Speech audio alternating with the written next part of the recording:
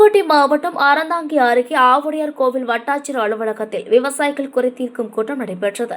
இதில் அறந்தாங்கி கோட்டாட்சியர் அபிநயா, ஆவுடையார் கோவில் வட்டாட்சியர் பாலகிருஷ்ணன், அறந்தாங்கி வட்டாட்சியர் கருப்பையா மற்றும் ஆவுடையார் கோவில் அறந்தாங்கி மணமேல்குடி துணை வட்டாட்சியர்கள், ஆவுடையார் கோவில் நெடுஞ்சாலைத்துறை கோட்ட பொறியாளர் சுந்தர்ராஜ் மற்றும் அரசு அதிகாரிகள் கலந்து கொண்டனர். இதில் விவசாய சங்க பிரதிநிதி கூத்த பெருமாள் கூறியது போது, பருவம் தவறி பெய்த மழையால் அறுவடைக்கு தயாராக இருந்த பல ஆயிரம் ஏக்கரில் பயிரிடப்பட்டிருந்த கதிர்கள் அனைத்தும் சாய்ந்து முளைத்து விட்டது. எந்த ஒரு பயன்பாட்டிற்கும் இல்லாமல் விவசாயிகள் அவதிப்படுகின்றனர்.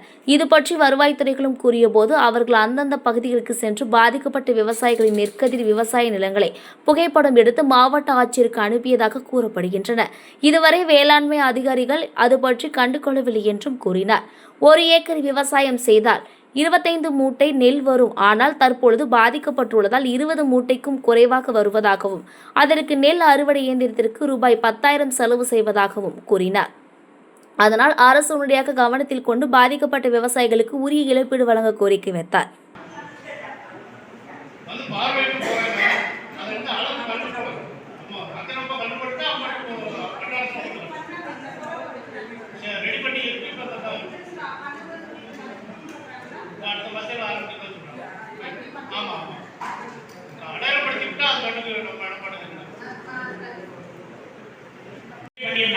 இந்த கணக்கீடு சுலபமாக முடிஞ்சிருக்கும். அவங்க காலம் காசு பண்ணதில் அதில் ஒரு பிரச்சனை ஆயிடுச்சு. இன்னும் இங்கேருந்து அனுப்பிச்சிருக்கீங்க, அக்ரி டிபார்ட்மெண்ட்லேருந்து மேலே போகலைங்கிறது தான் எங்களுக்கு கிடைச்ச தகவல். இங்கேருந்து புள்ளி விவரம் கொடுத்துட்டாங்க, வருவாய்த்துறையிலேருந்து கொடுத்தாச்சு. எந்த இடத்துல பாதிக்கப்பட்டிருக்கோ பாதிக்கப்பட்ட இடத்துல புகைப்படம் எடுத்துருக்காங்க, அங்கேருந்து அனுப்பிச்சிருக்காங்க. ஆனால் இதில் என்ன பிரச்சனைனா, பாதிக்கப்பட்டதை பார்த்ததுலேயுமே வருவதற்கு 1 மணி நேரம் ஆகுது, இப்போ 2 மணி நேரம் ஆயிடுது. 7,000 ரூபாய் மிஷினுக்கு மட்டும் கொடுக்குறோம் நாங்கள்.